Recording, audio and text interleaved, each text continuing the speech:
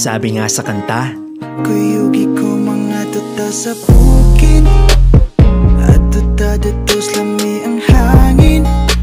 ang sweet, lalong-lalo na kung kasama mo si The One. Pero hindi lang to para sa mga may mga kapartner ka-agree. Kung trip ng barkada mo ang chillin by the Batis o baka naman food trip, worry no more dahil sa lugar na pupuntahan natin ngayong araw, magtatagpo ang ganda ng kalikasan at sarap ng pagkain. Tara na at bisitahin ang probinsya where the water flows. Dito lang sa probinsya ng Agusan del Norte.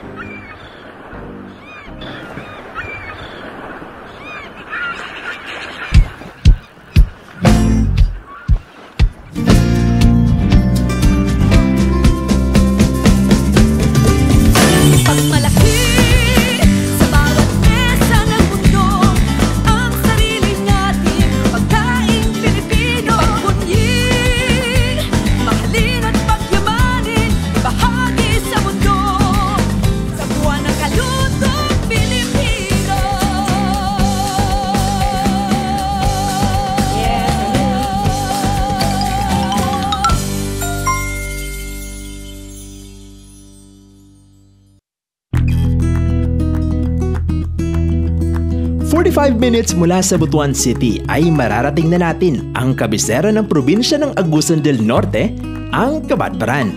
Nakamit ng syudad na ito ang pagiging component city noong 2007, kaya masasabing batang syudad pa ang lungsod. Bagamat umuunlad ng lugar, patuloy pa rin ang pagsisikap ng lungsod na mapanatili ang mga yaman ng nakaraan tulad ng mga lumang bahay at arkitektura. Ilang minuto lang din mula sa sentro ng lungsod, mararating mo na ang mala New Zealand vibes na tourist attraction sa lugar.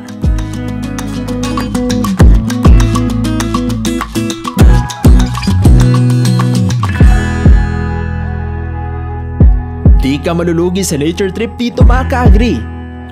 Kung Cabadbaran ng pag-uusapan, unang hinahanap ng mga bihero dito ang ipinagmamalaki na local delicacy ng lugar, ang sikwate at puto maya.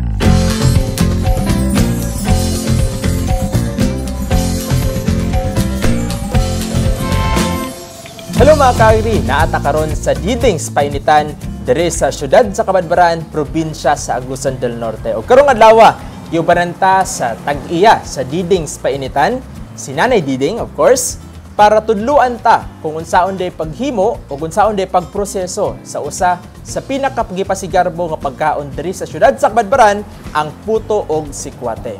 So, Nay, kanusta day nagsugod ang Didings Painitan?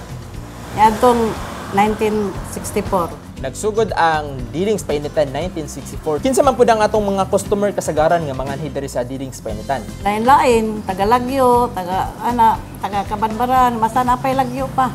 So mga local or tourist na agid manganhi gid sila no, bisitahon gyud ang Didings Painitan. So nay ngano dayong sikat ang sikwate ug puto diri sa syudad sa Cabadbaran? May kanon, lami imnon, mao na pangitaon sa mga tao. Kani gyud ang murag pambansang snack diri sa Cabadbaran no. Pangitaon gyud siya sa mga tao. Nay, last ni pangutana, unsa di ang sikreto nga naa pa karon ang Didings Painitan? Gikan dugay na gid kayo ni siya nganong naa pa gid siya karon. Ganahan pa man trabaho, kay na pa may mga tao manoon nimo. Kay hantod.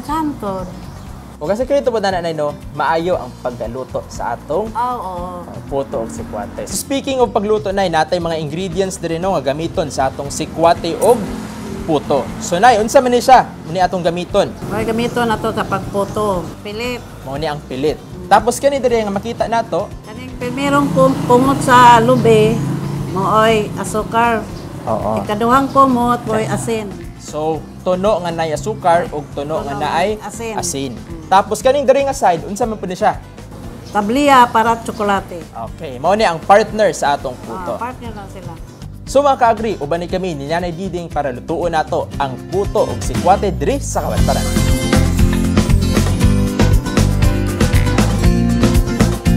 Una buhaton, ibutang ang pilit sa kaldero. Kaduha, maghulat ta kung bukal. Taod-taod, ilunod ang asin.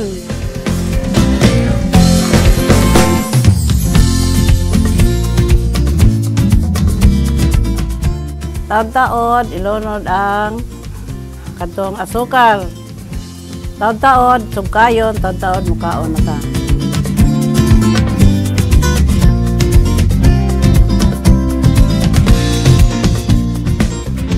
Dahil sa kasikatan na dala ng pagkain ito, pinahalagahan ng pamahalaang lokal ng Kabadbaran ang pagpapatayo ng isang pasilidad na eksklusibo para sa puto at sikwate. Kaya't kahit lokal man o biyahero, tiyak na mapapahinto ka talaga rito. Hello mga ka-agri, naanata karon sa the most awaited part sa atong Tatak Caraga. Of course, ang atong food tasting. So tilawan nato karon ang gihimo ni Nanay nga puto og sikwate. Gandam na ta, no, nga tilawan. So mas lami gud ni Nay og asukaran, di ba? Kare. Asukaran. So una na to buhaton, asukaran. Karan. Okay. So mao ni ang atong giluto kagaina nga puto. So mas lami ni siya og atong parisan dayon og sikwate.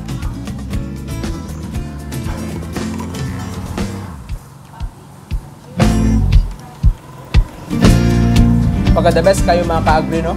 Lami gud siya, no? Ang timpla, di ba na? Malasahan gud nimo ang pilit, no? Ang unsa gud ang original nga lasa sa pilit. O ganing sa atong tableya.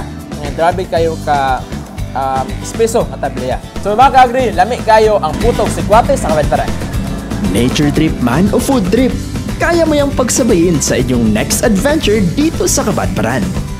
Mai-enjoy mo na ang kagandahan ng lungsod at mabubusog ka pa sa lutuing lokal dahil Ang putong sikwate sa Kabadbaran, Tatak Caraga.